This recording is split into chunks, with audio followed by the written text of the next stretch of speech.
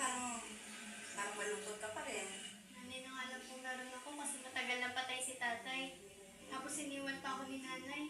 Miss na miss ko na po siya. Parang wala na rin po ako nanay. Huwag mo sabihin yan. Meron ka pa rin namang nanay ah.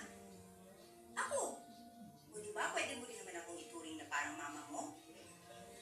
Eh, totoo po ba na ate kang nanay ko? Tsaka totoo rin po ba na sa asawa niyo siya kumukuha ng droga? Huwag mo nang uulitin yan ha? Lalo na kapag nandito ang Papa Efren mo magagalit yun ha? Ayaw na ayaw lang nakakarinig ng mga ganyan. Nakatulog sa akin ha? Malalagot tayong pareho. Opo. Kapag naman ha?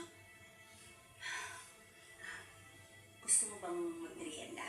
Sige po, mauna na po muna kayo. Tatapusin ko na ito ginagawa ko dito. O sige ha, pero paglulutuan kita. Ha? Sumunod ka agad dun sa loob ha?